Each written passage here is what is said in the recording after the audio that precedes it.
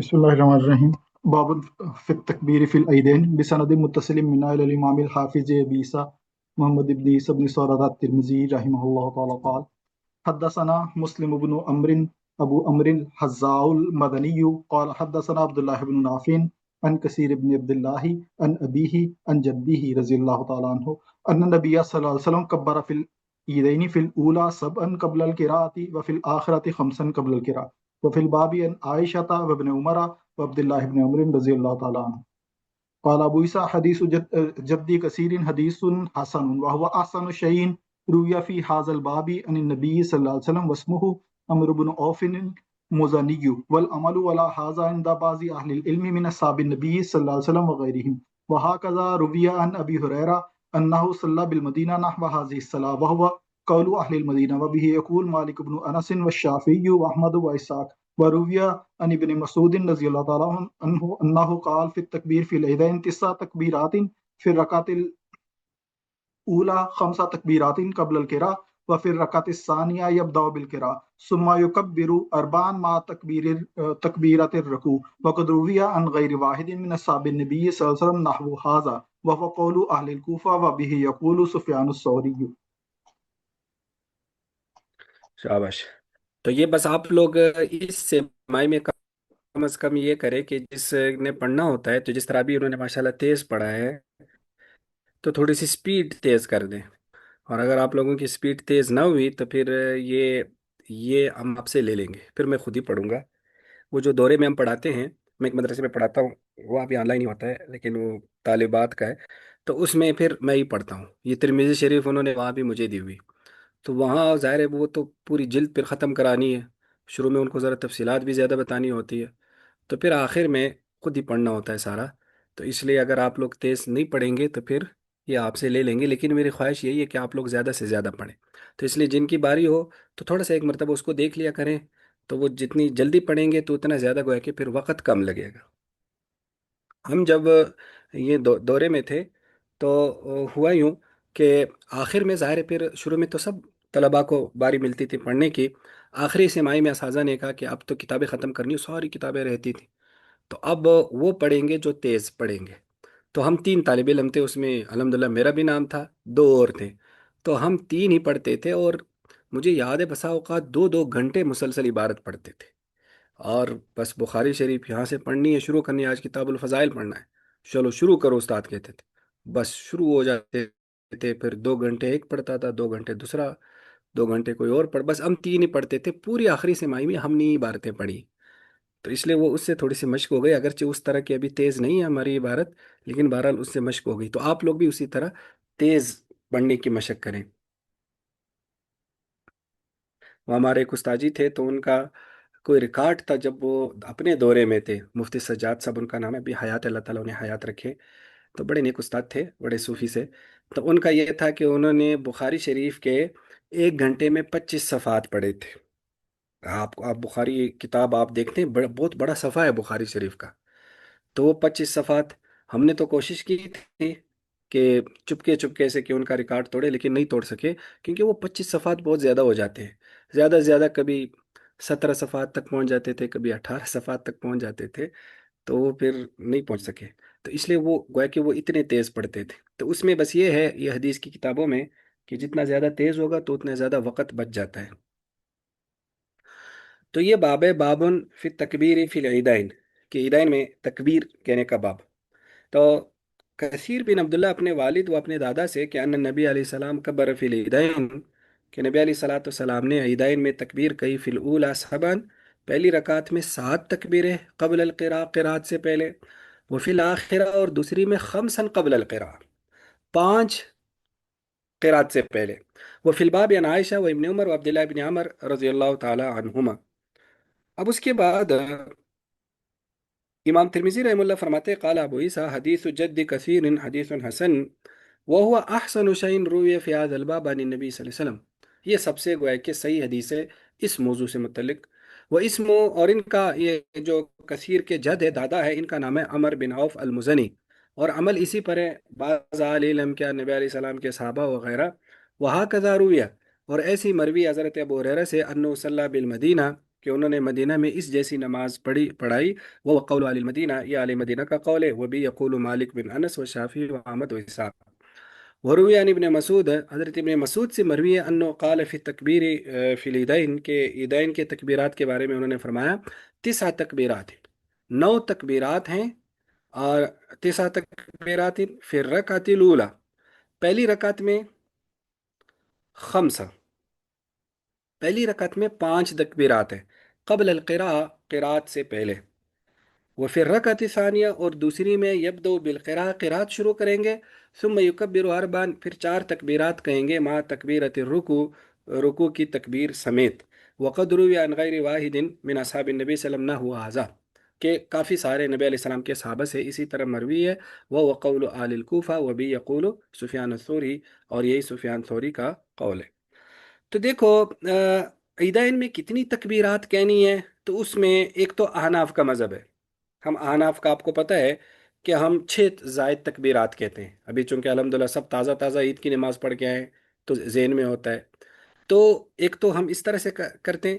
دوسرا ہم تکبیرات کا مقام بھی چینج کرتے ہیں، کہ پہلی رکعت میں قرات سے پہلے، اور دوسری رکعت میں بالکل آخر میں، یعنی قرات کے بعد. تو یوں گویا کہ قرات کے شروع میں اور قرات کے آخر میں دوسری رکعت میں اس طرح سے کرتے ہیں. لیکن ائمہ ثلاثہ اس طرح سے نہیں. ائمہ ثلاثہ کے ہاں ایک تو ان کے ہاں تکبیرات کی تعداد الگ ہے، کہ پہلی رکعت میں 7 تکبیرات ہے اور دوسری میں 5 تکبیرات ہے. دوسرا ان کے ہاں یہ دونوں قرات سے پہلے ہوں گی، وہ قرات کے بعد کا نہیں. وہ کہتے ہیں دونوں رکعتوں میں قرات سے پہلے ہیں. ہاں یہ تھوڑا سا ان میں اختلاف ہے کہ یہ جو پہلی رکعت میں 7 تکبیرات ہیں، اس میں تکبیر تحریمہ شامل ہے یا نہیں. تو امام شافی رحمہ اللہ کے یہاں تکبیر تحریمہ شامل نہیں ہے، اور امام مالک اور امام احمد رحمہ اللہ کے یہاں تکبیر تحریمہ شامل ہے. تو گویا کہ اگر تکبیر تحریمہ شامل نہ کریں تو امام شافی کے یہاں پھر 6، گویا کہ کل کتنی ہو گئی، 7 یہ ہو گئی اور 5 یہ ہو گئی، تو 12. ٹھیک ہے. اور باقی دو ائمہ کے یہاں 11 زائد تکبیرات ہے. لیکن ہمارے ہاں 6 زوائد تکبیرات ہے. اب ایک تو ہماری جو دلیل ہے یہ تھوڑی سی حضرت ابن مسعود رضی اللہ عنہ کی جو دلیل ہے وہ تھوڑی سی میچ کرتی ہے ہماری اس کے ساتھ، لیکن یہ زیادہ میچ نہیں کرتی. کیوں؟ اس لیے کہ شروع میں اس کا 5 تکبیرات کا ذکر ہے قرات سے پہلے. حالانکہ شروع میں ہمارے یہاں 4 تکبیرات ہوتی ہے نا، ایک تکبیر تحریمہ ہے اور 3 زوائد تکبیرات ہے. تو گویا کہ یہ ہمارے اس کے ساتھ میچ نہیں کرتی. لیکن دوسری رکعت کی ہمارے مذہب کے ساتھ اس میں ملتی ہے کہ 4 تکبیرات ہے تکبیرہ رکوع سمیت. لیکن اس میں مین چیز کیا ہے کہ اس میں جو ہے نا مقام تبدیل ہوا ہے، کہ پہلی رکعت میں قرات سے پہلے اور دوسری رکعت میں قرات کے بعد ہے. تو اس اعتبار سے یہ ہمارے مذہب کے ساتھ ہے. باقی ہمارے مذہب کی بنیادی دلیل کیا ہے؟ تو ہمارے مذہب کی بنیادی دلیل ابو داؤد شریف میں آتی ہے، جس میں 2 صحابہ حضرت ابو موسیٰ اشعری اور حضرت حذیفہ بن یمان، ان سے کوئی پوچھتے ہیں کہ عیدین میں زائد تکبیرات کیا ہے، تو انہوں نے کہا 4 تکبیرات ہیں جیسے جنازے کی 4 تکبیرات ہیں. تو 4 تکبیرات تو دونوں رکعتوں میں ہے نا، یعنی پہلی رکعت میں بھی 4، یہ آ رہی ہے ادھر کہ پہلی رکعت میں بھی 4 تکبیرات ہیں اور دوسری رکعت میں بھی 4 تکبیرات ہیں. تو گویا کہ وہ جنازے کے اعتبار سے ایک تو یہ ہماری دلیل ہے. دوسرا خاص طور پر ایک اور بڑی مضبوط دلیل ہے جو امام طحاوی رحمہ اللہ نے طحاوی شریف میں نقل کی ہے، کہ ابراہیم نخی فرماتے ہیں کہ آ، کچھ مسائل جن میں صحابہ کرام کا اختلاف رہا تھا، تو وہ تھوڑے سے کچھ بعد کے زمانے میں کچھ طے ہو گئے. یعنی کچھ اس میں کچھ اس کی ایک شکل طے ہو گئی. تو اس میں جنازے کی بھی کچھ وہ طے ہو گئی کہ 4 تکبیرات ہیں، اور عیدین میں بھی وہ فرماتے ہیں کہ 4 تکبیرات طے ہو گئے. صحابہ کے مشورے سے یہ طے ہوا حضرت عمر رضی اللہ تعالیٰ عنہ کے زمانے میں کہ بھائی اس کی 4 4 تکبیرات ہوں گی. تو اس لیے امام ترمذی نے بھی غیر واحدین کے بہت سارے صحابہ کا ہے، تو یہ بھی گویا کہ ہماری دلیل ہے. اور تحوی شریف میں اور بھی بہت سارے آثار نقل کیے ہیں امام تحوی رحمہ اللہ نے، بعض تبع تابعین کے اور بعض تابعین کے، کہ ہم نے بہت سارے صحابہ کو اس طرح سے تکبیرات کہتے دیکھا ہے. تو وہ ہمارے دلائل ہیں. لیکن ائمہ ثلاثہ کی بنیادی دلیل یہی حدیث الباب ہے جس سے انہوں نے استدلال کیا ہے. لیکن ظاہر ہے یہ مسئلہ یہی ہے کہ ایک افضل اور غیر افضل کا اس میں فرق ہے، تو اس میں کوئی خاص یعنی مسئلہ نہیں ہے. جی، پڑھیں. जी बिस्मिल्लाहिर्रहमानिर्रहीम बाब ला सलाता क़ब्ल अल-ईदैन वला बादहा व भी यक़ूल हदसना महमूद बन मुक़ैना क़ाल हदसना अबू दाऊद तयालिसी क़ाल अंबाना शुअबतु अन अदी बिन साबित क़ाल समिअतु सय्यद बिन जुबैर युहद्दिसु अन इब्न अब्बास रज़ियल्लाहु तआला अन्हुमा अन नबी सल्लल्लाहु अलैहि वसल्लम ख़रज यौमल फित्री फसल्ला रकअतैन सुम्मा लम युसल्ली क़ब्लहा वला बादहा व फिल बाब अन अब्दुल्लाह इब्न अम्र व अबी सईद रज़ियल्लाहु तआला अन्हुम क़ाल अबू ईसा हदीस इब्न अब्बास रज़ियल्लाहु तआला अन्हुमा हदीसुन हसनुन सहीह वल अमलु अलैहि इंदा बाज़ अहलिल इल्म मिन असहाबिन नबी व गैरिहिम वबी यक़ूलु शाफ़िई व अहमद व इसहाक़ वक़द रअा ताइफ़तुम मिन अहलिल इल्मि अस्सलाता बअद सलातिल ईदैन व क़ब्लहा मिन अस्हाबिन नबी सल्लल्लाहु अलैहि वसल्लम व गैरिहिम वल क़ौलुल अव्वलु अस्सह वबी यक़ूल हदसना अल हुसैन बिन हुरैस अबू माद क़ाल हदसना वकीउन अन अबान बिन अब्दिल्लाह बिन बजली अन अबी बकर बिन हफ्स व हुव इब्न उमर बिन साद बिन अबी वक़ास अन इब्न उमर रज़ियल्लाहु तआला अन्हुम अन्नहु ख़रज यौम ईदिन वलम युसल्ली क़ब्लहा वला बअदहा व ज़करा अन नबी सल्लल्लाहु अलैहि वसल्लम क़ाल क़ाल अबू ईसा हाज़ा हदीसुन हसनुन सहीह।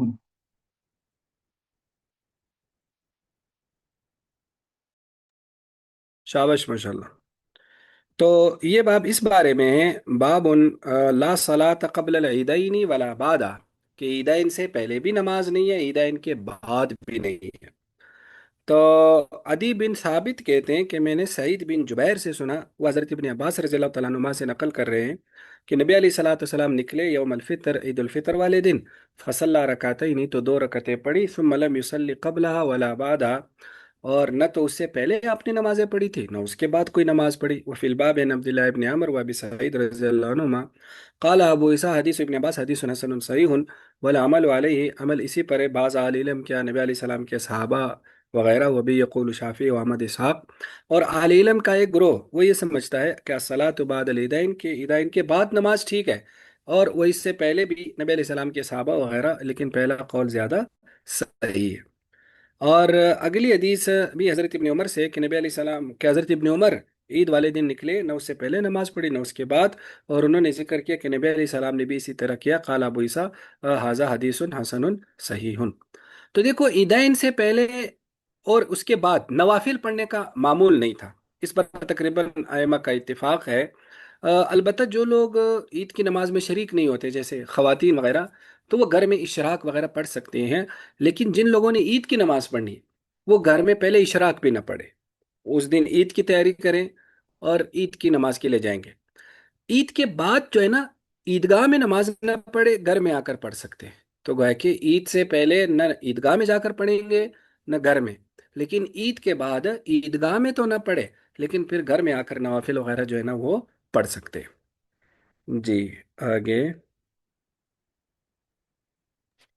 बिस्मिल्लाहिर्रहमानिर्रहीम बाबुन फी खुरूजिन निसाइ फिल ईदैन व बिही यक़ूल हदसना अहमद इब्न मनीन क़ाल हदसना हुशैम क़ाल हदसना मंसूर व हुवा इब्न ज़ाज़ान अन इब्न सिरीन अन उम्मे अतिय्यह रज़ियल्लाहु तआला अन्हा अन्न रसूलुल्लाह सल्लल्लाहु अलैहि वसल्लम काना युखरिजुल अबकारा वल अवातिका व ज़वातिल क़ुदूर वल हुय्याज़ा फिल ईदैन फअम्मल हुय्याज़ु फयतज़िलना अल मुसल्ला व यशहदना दावतल मुस्लिमीन क़ालत इहदाहुन्ना या रसूलल्लाह इल्लम यकुन लहा जिलबाब क़ाला फलतुइरहा उख्तुहा मिन जिलबाबिहा व बिही यक़ूल हदसना अहमद इब्न मनीन क़ाल हदसना हुशैम अन हिशाम बिन हस्सान अन हफ्सत इब्नती सिरीना अन उम्मे अतिय्यता रज़ियल्लाहु तआला अन्हा बिनहवी व फ़िल बाब अन इब्न अब्बास व जाबिर रज़ियल्लाहु तआला अन्हुम क़ाल अबू ईसा हदीसु उम्मे अतिय्यता रज़ियल्लाहु तआला अन्हा हदीसुन हसनुन सहीह वक़द ज़हब बाज़ु अहलिल इल्मि इला हाज़ल हदीस व रख़्ख़स लिन्निसाइ फिल खुरूज इलल ईदैन व करिहा बाज़हुम व रुविया अन इब्नुल मुबारक अन्नहु क़ाल अकरहुल यौमल खुरूज लिन्निसाइ फिल ईदैन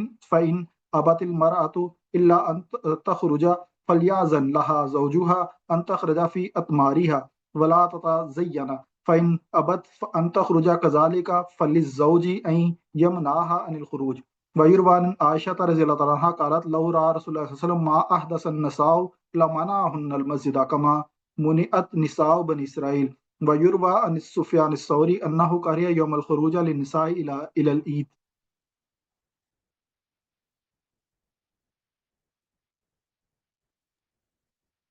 शाबाश माशाल्लाह। तो ये बाब है, बाबुन फी खुरूज निसाई फिल ईदैन, के ख़वातीन का ईदैन में निकलना। तो हज़रत उम्मे अतिय्यह रज़ियल्लाहु तआला अन्हा फरमाती हैं कि नबी अलैहिस्सलातु वस्सलाम कान युखरिजुल अबकार, निकालने का हुक्म देते थे। अल अबकार बाकरा औरतों को, यानी कंवारी औरतों को, वल अवातिक। अवातिक का मतलब क्या है असल में? ये आतिक की जमा है, आतिक का मतलब होता है आज़ाद। तो यहाँ आज़ाद औरतों से कौन सी आज़ाद औरत मुराद है? तो कहा जाता है कि ये वो मुराद है, इसका हमारे एक उर्दू के मुहद्दिस ने बड़ा अच्छा तर्जमा किया, सियानी औरत। यानी कवा अबकार से मुराद जो भी कंवारी औरतें हैं, यानी जिनकी शादी नहीं हुई, उसमें ज़ाहिर है उम्र का नहीं मेंशन किया गया। लेकिन अवातिक में ख़ास तौर पर उम्र को मेंशन किया गया है। जो थोड़ी सी ज़्यादा बड़ी हो गई है या सियानी हो गई है, तो उसको आतिका इसलिए कहते थे कि वो थोड़ी सी डांट डपट से अब आज़ाद हो गई, थोड़ी सी बड़ी हो गई, अब उनको ज़्यादा डांटा नहीं जाता। तो गोया के थोड़ी सी यूँ समझ लो कि हो बड़ी उम्र की थोड़ी सी औरत, यानी बड़ी उम्र से मुराद है कि शादीशुदा तो नहीं है, लेकिन उनकी उम्र बड़ी हो गई है। लेकिन इन्होंने यहाँ उसका तर्जमा इस हाशिए में और किया है कि मन बलगतिल हुलम औ क़ारबत, कि जो बुलूग के करीब हो गई, या बालिग हो गई या बुलूग के करीब हो गई है, तो वो अपने वालिदैन के उससे आज़ाद हो गई। यानी इन्होंने इसको बिल्कुल बुलूग के करीब वाली औरत कह दिया, लेकिन उन्होंने उसका तर्जमा सियानी कहा है कि जो ज़्यादा थोड़ी सी बुलूग से भी आगे बढ़ गई हो, ज़्यादा बड़ी हो गई हो। तो खैर मुराद यही है, बालिगा औरत है, यानी खुलासा यही। वज़वातिल खुदूर और पर्दा नशीन औरतें, वलहुय्यज और हायजा औरतें ईदाइन में। देखो ज़वातिल खुदूर पर्दा नशीन औरतों से मुराद है, ज़ाहिर है ख़वातीन की भी दो किस्में होती है ना। कुछ ख़वातीन ऐसी होती है वो बिल्कुल घरेलू ख़ातिन जिसको कहते हैं, जो कभी बाहर जाती ही नहीं है, उसके सारे काम उनके मर्द करते हैं, तो वो उसको फिर ज़वातिल खुदूर कहा जाता था कि हाउस ये वाइफ। औरत कभी बाहर जाती ही नहीं। आवाज आ रही है? हाउस वाइफ, ठीक है, बिल्कुल ये वाली ठीक है। और एक है वो खवातीन जिन्होंने बाहर जाना होता है, उन्होंने बहुत सारे काम खुद करने होते हैं, सौदा सलफ लाना होता है, या वैसी वो उन्होंने कोई काम काज के लिए जाना होता है। तो जवातिल खुदूर वो मुराद है जो कभी घर से निकलती नहीं। वलहुयस और हायजा औरतें ईदैन में, फ़अम्मल हुय्यस बहरल जो हायजा हैं फ़यातज़िलन मुसल्ला, तो वो ईदगाह से अलग रहें। वयशहदन दावतल मुस्लिमीन, और मुसलमानों के दुआ में वो क्या हो जाएं, कम अज़ कम शरीक हो जाएं। और फिर आपने फरमाया कालत इहदाहुन्ना, तो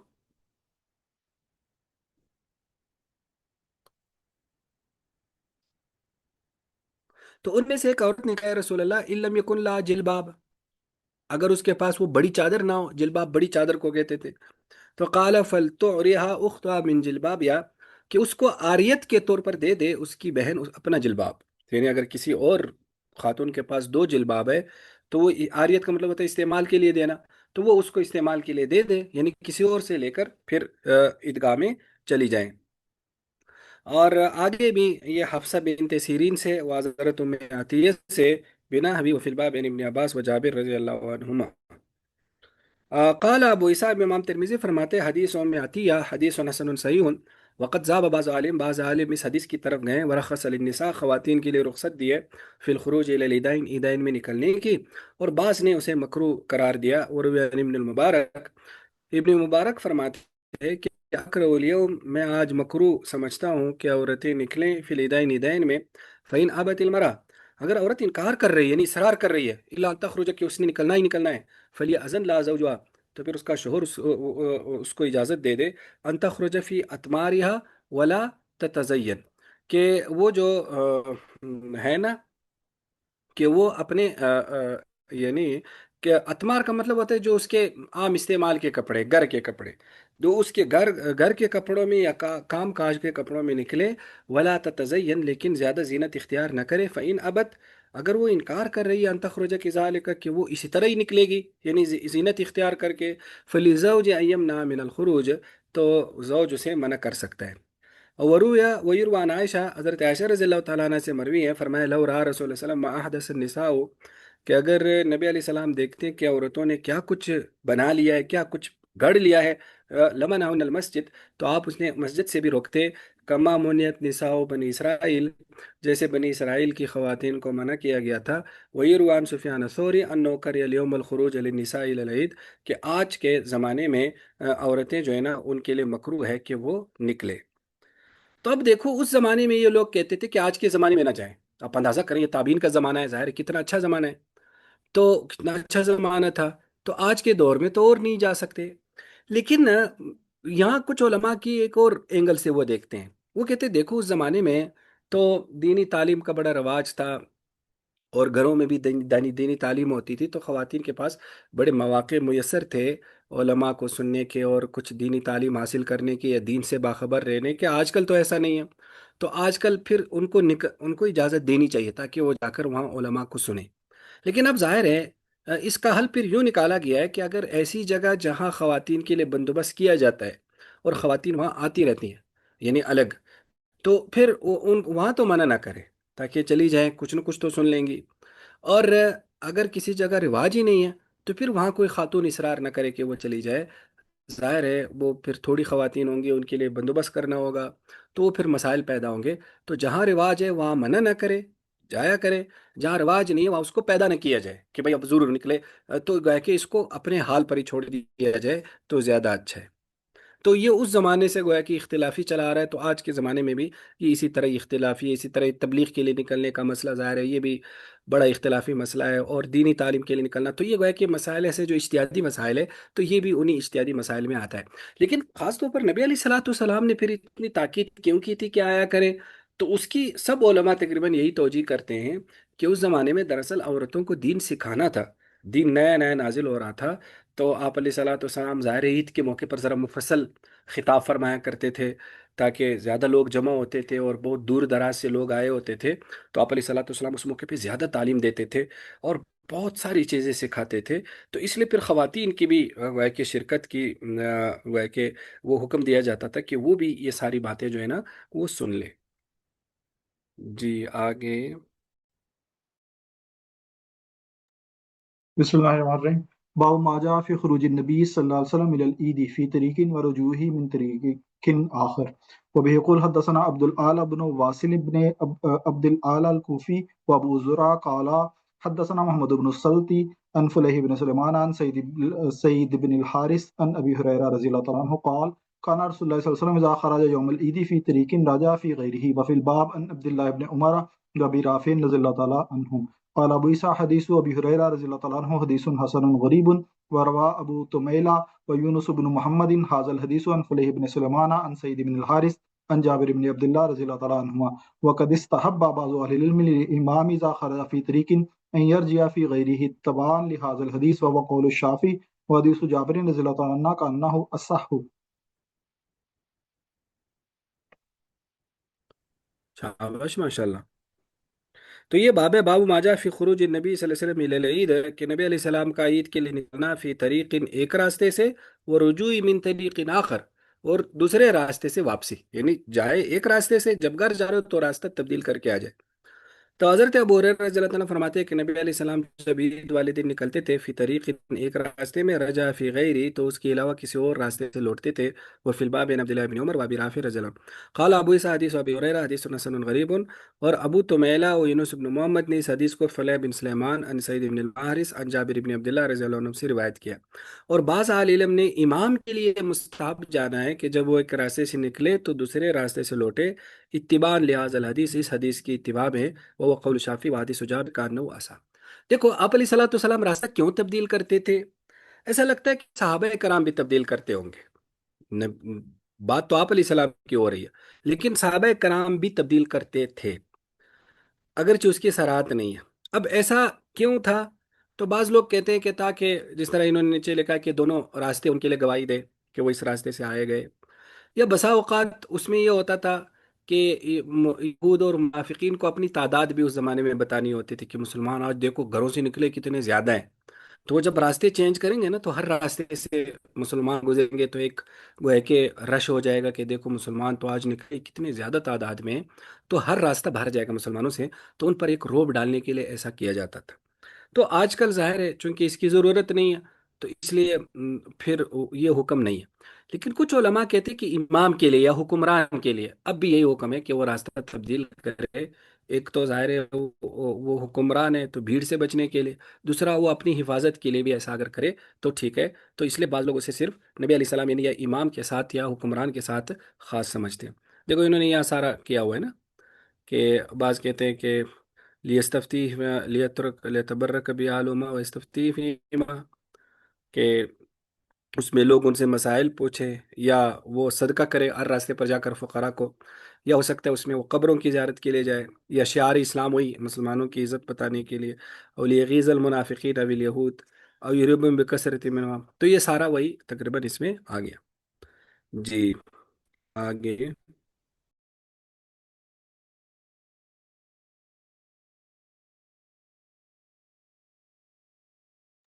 بسم الله الرحمن الرحيم. باب في الأكل يوم الفطر قبل الخروج. وبه يقول حدثنا الحسن بن الصباح البزار قال حدثنا عبد الصمد بن عبد الوارث عن ثواب بن عتبة عن عبد الله بن بريدة عن النبي رضي الله تعالى عنه قال كان النبي صلى الله عليه وسلم لا يخرج يوم الفطر حتى يطعم ولا يطعم يوم الأضحى حتى يصلي. في الباب عن علي وعن أنس رضي الله تعالى عنهما قال أبو عيسى حديث بريدة بن حسيب الأسلمي رضي الله تعالى عنه حديث غريب. وقال محمد لا عارف لی ثواب ابن قطبہ غیر حاضر الحدیث.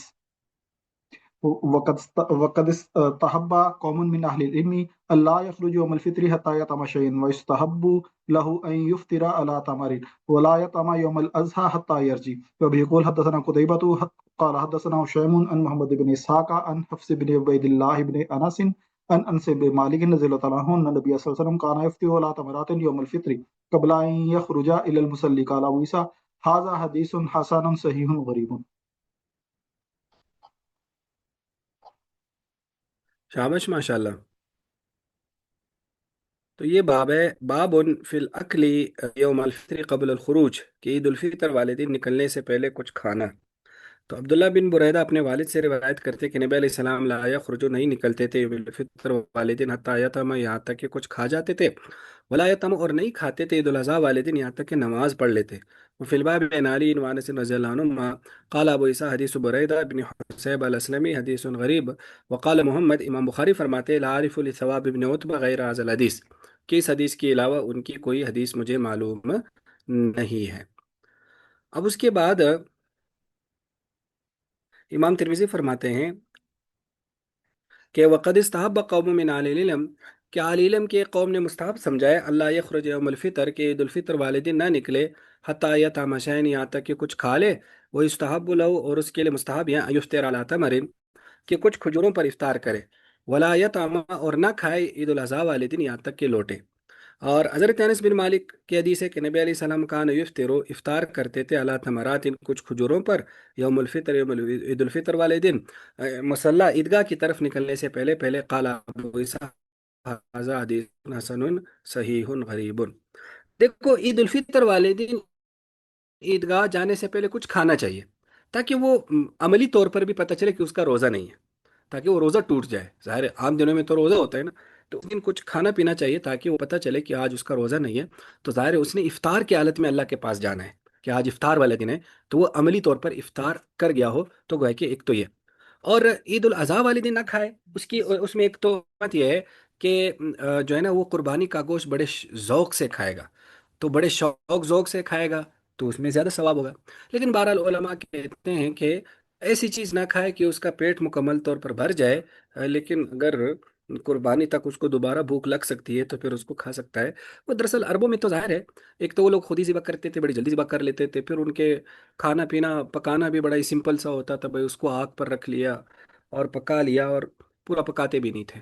وہ دیہاتی لوگ تھے اور بڑے مضبوط تھے تو ایسے ہی پکاتے تھے۔ ہماری طرح بہت سارے اس میں لوازمات نہیں ہوتے تھے، تو اس لیے آج کل تو قربانی سے فارغ ہوتے ہوئے ایک دو بج جاتے ہیں، تو اس لیے کچھ کھانا چاہیے۔ جی پوچھیں۔ سر جی اس میں جو عید الفطر کے بارے میں جیسے آپ نے فرمایا، تو یہ کچھ کھانا میٹھا ضروری ہے یا کچھ بھی کھایا جا سکتا ہے، جیسے ہلکا پھلکا ناشتہ، روٹی وغیرہ یا کوئی اور چیز کھائی جا سکتی ہے، یا میٹھا کھانا ہی ضروری ہے؟ نہیں، میٹھا کھانا اصل میں کھجوروں کا ذکر آ رہا ہے، ظاہر اس زمانے میں تو کھجوریں ہی ہوتی تھی، تو اسی کو وہ شاید میٹھے میں مشہور کر دیا، ورنہ کوئی بھی چیز کھا سکتے ہیں، کوئی میٹھا کھانا کوئی ضروری نہیں ہے۔ اصل جزاک یہ ہے اللہ۔ کہ افطار ہو جائے، وہ نا کھجوروں کا ہے اللہ تمرات، تو اس لیے وہ اگر کھجوروں کے اعتبار سے میٹھے کو دیکھا جائے تو پھر میٹھا، لیکن ظاہر اس زمانے میں کھجوریں ہی دستیاب ہوتی تھی، اور وہی ایک مختصر سی خوراک ہوتی تھی، تو اس لیے کچھ بھی کھایا جا سکتا ہے۔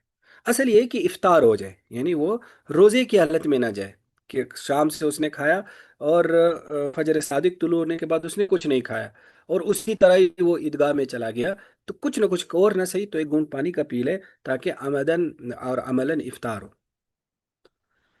جی آگے.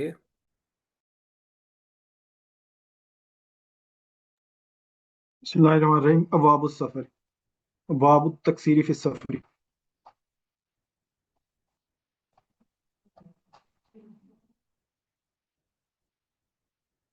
ويقول حدثنا عبد الوهاب بن عبد الحكم الوراق البغدادي قال حدثنا يحيى بن سليم عن عبيد الله عن نافع عن ابن عمر رضي الله تعالى عنهما قال سافرت مع النبي صلى الله عليه وسلم وابي بكر وعمر وعثمان رضي الله تعالى عنهم فكانوا يصلون الظهر والعصر ركعتين لا يصلون قبلها ولا بعدها. وقال عبد الله لو كنت مصليا قبلها او بعدها لا اتممتها. وفي الباب عن عمر وعلي وابن عباس وانس وعمران بن حسين وعائشه رضي الله تعالى عنهم.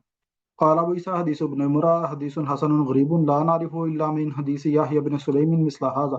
وقال محمود بن اسماعيل وقد روي هذا الحديث عن عبيد الله بن عمر عن رجل من آل سراقة عن ابن عمر رضي الله تعالى عنهما. قال ابو عيسى وقد روي عن أتية الأوفي عن ابن عمر رضي الله تعالى عنهما أن النبي صلى الله عليه وسلم كان يتطوع في السفر قبل الصلاة وبعدها. وقد صح عن النبي صلى الله عليه وسلم أنه كان يكثر في السفر وأبو بكر وعمر وعثمان صدرا من خلافته والأمر ولا هذا عند أكثر أهل العلم من أصحاب النبي وغيرهم. وقد روي عن عائشة رضي الله عنها أنها كانت تتم الصلاة في السفر والأمر على ما روي عن النبي صلى الله عليه وسلم وصحابه وهو قول الشافعي وأحمد وإسحاق إلا أن الشافعي يقول التكسير رخصة له في السفر فإن تم الصلاة أجزاء عنه. وبيقول حدثنا أحمد بن منين قال حدثنا هشيم قال حدثنا علي بن زيد بن جدعان عن أبي نضرة قال سئل عمران بن حسين رضي الله عنه عن صلاة المسافر فقال حججت مع رسول الله صلى الله عليه وسلم فصلى ركعتين وحججت مع أبي بكر فصلى ركعتين ومع عمر فصلى ركعتين ومع عثمان 6 سنين من خلافته و8 سنين فصلى ركعتين. قال أبو عيسى هذا حديث حسن صحيح. وبيقول حدثنا قتيبة قال حدثنا سفيان بن عيينة عن محمد بن المنكدر وإبراهيم بن ميسرة أنهما سمع أنس بن مالك رضي الله عنه قال صلينا مع النبي صلى الله عليه وسلم الظهر بالمدينة 4 وبذي الحليفة الأسرى ركعتين. هذا حديث صحيح. وبيقول حدثنا قتيبة قال حدثنا هشيم عن منصور بن زازان عن ابن سيرين عن ابن عباس رضي الله عنهما أن النبي صلى الله عليه وسلم خرج من المدينة إلى مكة لا يخاف إلا رب العالمين فصلى ركعتين. قال أبو عيسى هذا حديث صحيح.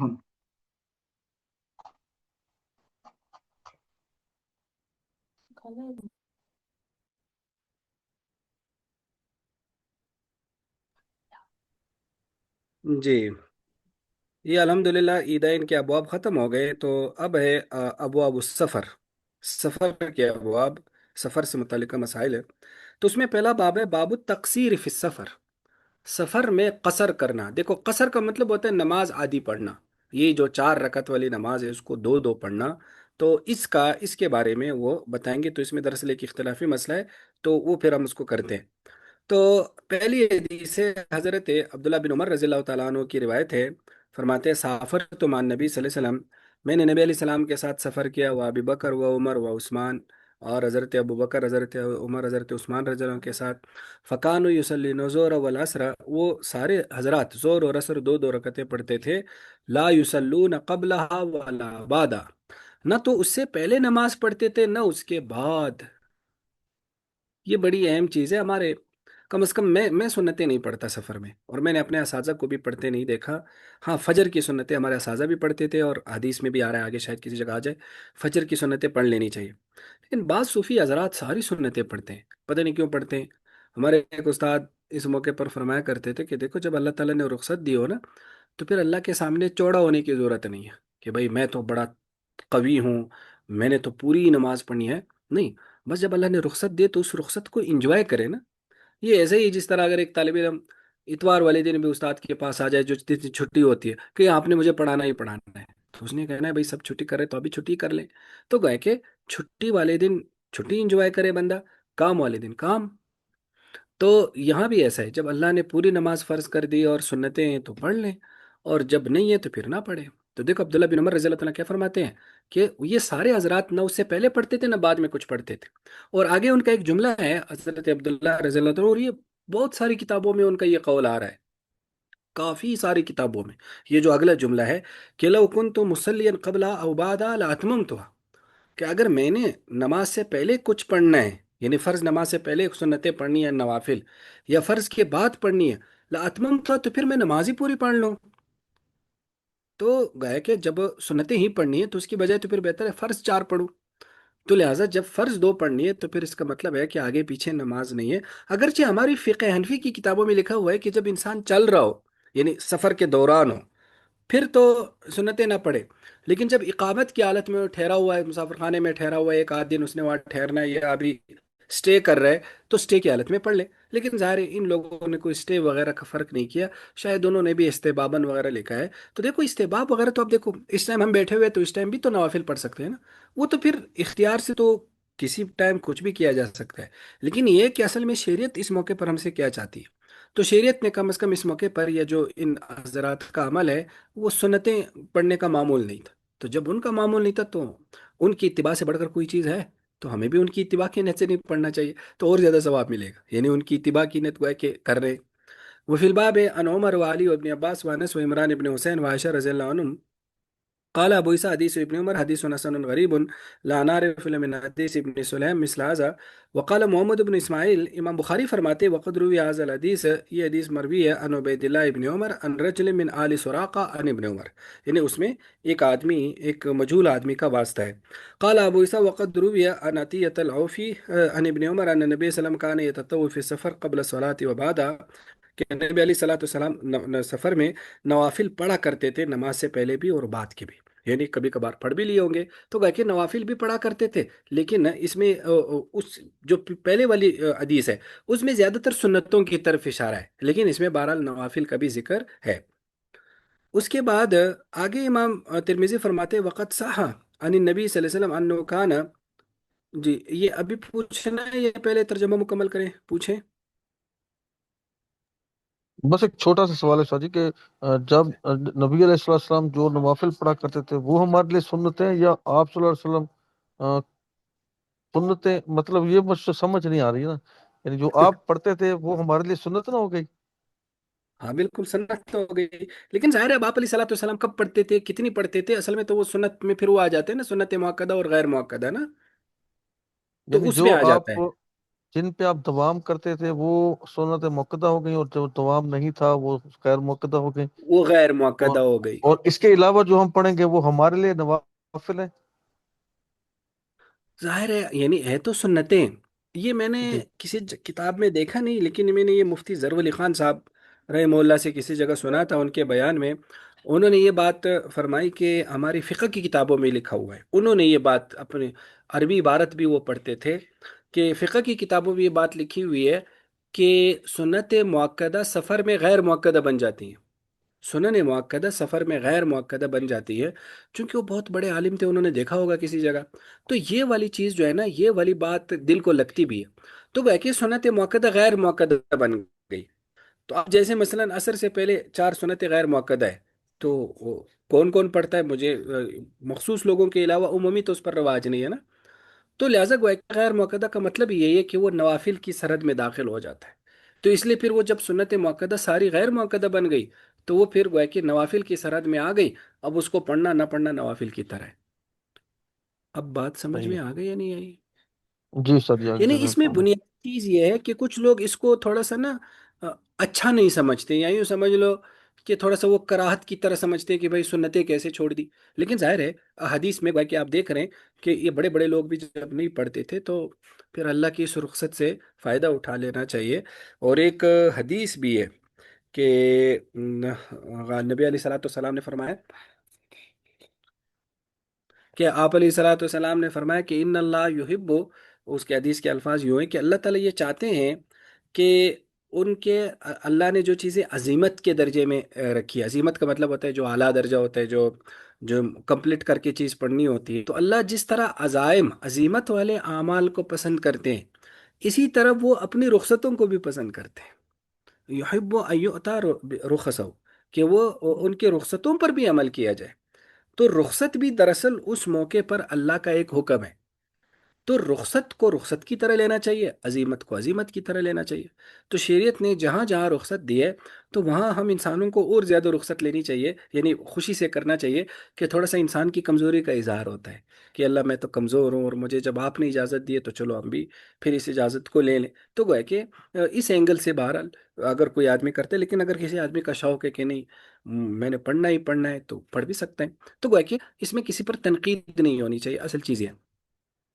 وقت صح عن نبی صلی اللہ علیہ وسلم، اور نبی علیہ السلام سے یہ مروی ہے انه کان یقصر فی السفر، کہ آپ سفر میں قصر کرتے تھے، ابو بکر، حضرت عمر، حضرت عثمان، صدر من خلافتی، اپنی خلافت کے شروع میں، والعمل علی هذا، اور عمل اسی پر ہے، اکثر علی علم کیا نبی علیہ السلام کے صحابہ وغیرہ۔ وقد روی عن عائشہ، حضرت عائشہ رضی اللہ تعالیٰ عنہ سے مروی ہے انها كانت تتم الصلاة، کہ وہ نماز پوری پڑھا کرتی تھی سفر میں، والعمل علی ما روی، لیکن عمل اسی پر ہے جو نبی علیہ السلام کے اور صحابہ سے دیکھو یہاں پوری پڑھنے سے مراد سنتیں نہیں ہیں، وہ سنتوں کی بات تو ویسی آگے آگے باب بھی آئے گا۔ یہاں پوری پڑھنے سے مراد ہے 4 رکعت وہ پڑھا کرتی تھی، 2 نہیں پڑھتی تھی، یہ توضیح ذہن میں رکھنا۔ وہ قول شافی و احمد اسحاق الا ان شافی یقول، مگر ایک امام شافی فرماتے ہیں التقصیر رخصت لو فی السفر، آدھی نماز پڑھنا یعنی قصر کرنا یہ رخصت ہے، فإن اتم مسئلہ، اگر نماز پوری کرے، اجزا آنو، تو وہ بھی اس کی طرف سے جائز ہے، یعنی پوری نماز اگر پڑھ لے تو وہ بھی کیا ہے، وہ بھی گویا کہ جائز ہے۔ اور اس یعنی کے بعد اگر جی جی، اگر غلطی سے سفر میں پوری نماز پڑھ لی ہے تو بہرحال دہرانے کی ضرورت نہیں ہے۔ نہیں نہیں، یہ ہمارے یہاں نہیں ہے، امام مسئلہ کرتے ہیں، یہ شوافے کے ہے، تو اس کو ہم مسئلہ کرتے ہیں۔ تو حضرت عالم کا حجج تو، میں نے نبی علیہ السلام کے ساتھ حج کیا، فصلہ رکعتیں ہی نہیں، آپ نے 2 رکعتیں پڑھی، اور میں نے حج کیا حضرت ابو بکر کے ساتھ 2 رکعتیں، اور حضرت عمر کے ساتھ 2 رکعتیں، اور حضرت عثمان کے ساتھ 6 سال ان کی خلافت کے، او 8 سنین یا 8 سال، تو انہوں نے 2 رکعتیں پڑھی۔ قال ابو عیسیٰ ھذا حدیث حسن صحیح، اس کو ہم کرتے کہ حضرت عثمان کیوں پوری نماز پڑھتے تھے۔ اور اس کے بعد اگلی حدیث ہے کہ ابراہیم بن میسرہ اور محمد بن منقدر، یہ دونوں حضرات جو ہے نا وہ فرماتے ہیں کہ سمع انس بن مالک، وہ دونوں حضرت انس بن مالک سے سنا کہ ہم نے نبی علیہ السلام کے ساتھ زور مدینہ میں 4 پڑھی، وہ بھی ذی الحلیفہ العصر رکعتیں، ذو الحلیفہ وہ جب مدینہ سے باہر آتے ہیں تو گویا کہ زور تو مدینہ میں 4 پڑھ لی، لیکن ذو الحلیفہ میں جب عصر کو پہنچتے تو 2 رکعتیں پڑھی۔ حاذا حدیث صحیح۔ اور حضرت ابن عباس فرماتے ہیں کہ نبی علیہ السلام مدینہ سے نکلے الی مکہ، مکہ کی طرف، لا یخاف الا رب العالمین، آپ نہیں ڈر رہے تھے مگر اللہ تعالیٰ سے، فصلی رکعتین، تو آپ نے 2 رکعتیں پڑھی۔ قال ابو عیسیٰ ھذا حدیث صحیح۔ دیکھو اس آخری کو بھی ہم کرتے ہیں۔ دیکھو اب یہاں سفر میں آدھی نماز پڑھنا، 4 رکعت کو 2 پڑھنا، اس کو قصر کہتے ہیں، اس کا نام ہی قصر ہے۔ اب مسئلہ یہ ہے کہ یہ قصر نماز پڑھنا رخصت ہے یا واجب ہے؟ ہم احناف کے ہاں قصر پڑھنا واجب ہے، یعنی واجب کا مطلب یہ ہے کہ ہمارے احناف کے نزدیک سفر میں 4 رکعت کی نماز کنورٹ ہو جاتی ہے 2 رکعتوں میں، اگلی 2 رکعتیں ہے ہی نہیں، یعنی وہ فرض ہے ہی نہیں، اور اس کو ہم کہتے ہیں رخصت اسقاط، یعنی رخصت اسقاط کا مطلب ہوتا ہے کہ عمل ہی اللہ تعالیٰ ساقط کر دیتے ہیں۔ جبکہ باقی ائمہ یہ کہتے ہیں، ائمہ ثلاثہ، وہ کہتے ہیں قصر پڑھنا یہ رخصت ہے، رخصت ترفیہ، اس کے لیے وہ لفظ استعمال کرتے ہیں، ترفیہ کا مطلب ہوتا ہے سہولت، کہ وہ سہولت والی رخصت ہے، تو سہولت میں یہ ہوتا ہے کہ اصل عمل باقی ہوتا ہے، تو لہٰذا وہ کہتے ہیں کہ اگر قصر پڑھ لیں بھی تو جائز ہے، پوری نماز پڑھ لیں یعنی 4 رکعت پڑھ لیں تو بھی جائز ہے، اگرچہ ان کے ہاں بھی قصر افضل ہے۔ 4 رکعت اسی وجہ سے وہ امام صاحب فرماتے ہیں اجزا آلو، جائز ہے، کافی ہے، ٹھیک ہے، لیکن قصر افضل ہے، لیکن ہمارے یہاں قصر باقاعدہ ضروری ہے، اس لیے اگر ہمارے یہاں کسی نے 4 رکعتیں پڑھ بھی لی نا تو 2 فرض ہو جائیں گی، 2 نفل ہو جائیں گی، اگر وہ درمیان میں قاعدہ کر چکا ہے، اور اگر قاعدہ ہی درمیان میں نہیں کیا تو پھر اس کی نماز ہی نہیں ہوئی، جس طرح ایک آدمی 4 کو 6 پڑھ لیتا ہے، تو گویا کہ ہمارے ہاں اس میں یہ، تو بنیادی طور پر اس باب کا مقصد بھی یہی بتانا ہے کہ قصر میں دوسرا پہلو ہے یا نہیں۔ تو چونکہ امام ترمذی وہ ائمہ ثلاثہ کے دلائل نقل کر رہے ہیں، تو ان کے مطابق وہ یہ ثابت کرنے کی کوشش کر رہے ہیں کہ جیسے حضرت عائشہ نے 4 پڑھی تھی، یا حضرت عثمان نے اپنے زمانہ خلافت کے آخر میں بھی 4 رکعت پڑھتے تھے، تو اس سے معلوم ہوا 4 بھی پڑھ سکتے ہیں، لیکن ہم خاص طور پر حضرت جو عثمان ہے ان کے عمل کی توجیہ یہ کی جاتی ہے کہ چونکہ یہ سارے لوگ حج کی بات بیان کر رہے ہیں، حج کے سفر کی، تو حضرت عثمان نے تو کہتے ہیں وہاں ان کی ایک شادی ہو گئی تھی، تو وہ ان کا گھر بن گیا تھا ایک قسم کا، ان کا وطن بن گیا تھا، تو وطن کی وجہ سے وہ گویا کہ وہاں پوری نماز جو ہے نا وہ گویا کہ یعنی پڑھتے تھے، ورنہ اصل میں صحابہ کرام کا کیا ہے کہ وہ قصر جو ہے نا وہ گویا کہ پڑھتے تھے، تو اس کی گویا کہ ہم توجہ یہ کرتے ہیں۔ اسی طرح حضرت عائشہ کی بھی عمل کی مختلف توجیہات نقل کی جاتی ہے۔ بعض کی نزدیک یہ ہے کہ وہ تو یہ سمجھتے تھے کہ بھئی سب تو حضرت عائشہ کے بیٹے ہیں، تو اس لیے وہ سب گھروں کو اپنا اپنا ہی گھر سمجھتی تھی، تو وہ خود کو سفر میں ہی نہیں سمجھتی تھی، اور بھی توجیہات اس کی جاتی ہیں، لیکن زیادہ تر صحابہ کا جو عمل ہے وہ قصر کا منقول ہے۔ اور اس کی ہمارے پاس ایک بڑی مضبوط دلیل یہ آتی ہے، وہ بھی حضرت عائشہ رضی اللہ تعالیٰ عنہ کی حدیث ہے۔ حضرت عائشہ فرماتی ہے کہ شروع شروع میں نا نمازیں دو دو رکعت فرض ہو گئی، سب نمازیں، یعنی جو چار والی ہے وہ دو دو تھی، بعد میں اقامت میں دو رکعت کا اضافہ ہو گیا، اور سفر کی دو رکعتیں ویسی ہی رہ گئی، یعنی اقامت میں دو رکعت کا اضافہ کر دیا گیا، اور سفر کی نماز اسی طرح کا ہی چھوڑا گیا، تو گویا کہ ہمارے نزدیک قصر جو ہے نا یہ قصر اسقاط ہے، اس میں دو رکعت ہی فرض ہے۔ لیکن روزے میں ایسا نہیں، روزے میں ہمارے ہاں بھی، کیونکہ وہ قرآن میں بڑی صراحت کے ساتھ آ رہا ہے، روزے میں ہمارے ہاں بھی رخصت ترفیع ہے، یعنی وہ سہولت والی رخصت ہے، اور اس میں روزہ رکھنا افضل ہے، اگرچہ روزہ چھوڑ بھی سکتے ہیں، وہاں ایسا نہیں ہے کہ روزہ رکھ ہی نہیں سکتے، لیکن سفر میں قصر والی نماز میں یہ ہے کہ وہ دو رکعت ہی فرض ہے، دو رکعت سے زیادہ نہیں، باقی سنتوں کا مسئلہ انشاءاللہ آگے بھی آئے گا۔ اور یہ جو حضرت ابن عباس کی آخری حدیث ہے نا کہ آپ نہیں ڈر رہے تھے مگر اللہ تعالیٰ سے، کیا مطلب آپ نہیں ڈر رہے تھے؟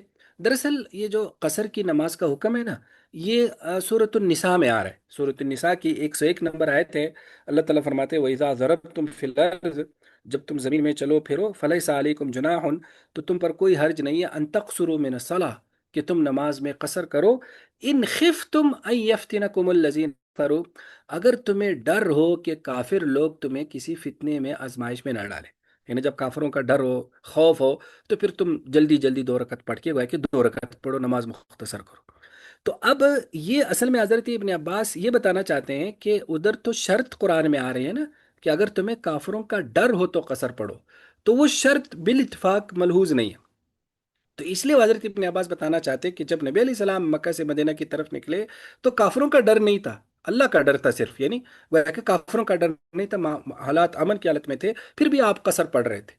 اور اس کی پھر احادیث میں بھی توجیہ آ رہی ہے، احادیث میں بھی ذکر ہے کہ حضرت عمر رضی اللہ تعالیٰ عنہ نے نبی علیہ السلام سے پوچھا کہ جب حالات امن میں آ گئے کہ اب تو حالات معمون ہیں، تو کیا اب ہم قصر پڑھ لیا کریں؟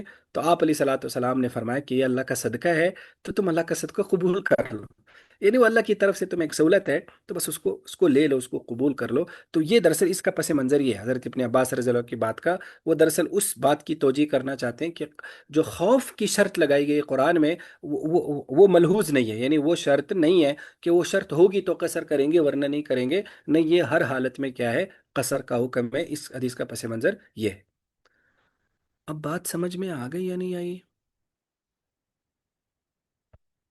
تو اس پہ ایک سوال ہے جی جی، عاصم الحداد صاحب نے اصول فقہ کی نا جو ایک وہ کتاب وہ اہل حدیث عالم ہے، تو انہوں نے وہ احناف پہ تنقید کرتے ہوئے یہ حدیث لکھی، انہوں نے کہا جی اصول فقہ میں احناف نے یہ اصول بنایا ہے کہ جس وہ صحابی کا کوئی عمل ہو اس کے قول کے خلاف ہو تو وہ عمل کو لے لیتے ہیں، لیکن پھر انہوں نے کہا کہ وہ خود ہی حدیث کو صرف جھٹلانے کے لیے پھر توجیحات لے آتے ہیں، اور انہوں نے یہ والی مثال دی کہ حضرت عائشہ جو ہیں وہ پوری نماز پڑھتی تھیں تو احناف اب پوری نہیں پڑھتے، حالانکہ وہ کہتے ہیں حضرت عائشہ جو ہیں فقہا صحابہ میں سے تھیں۔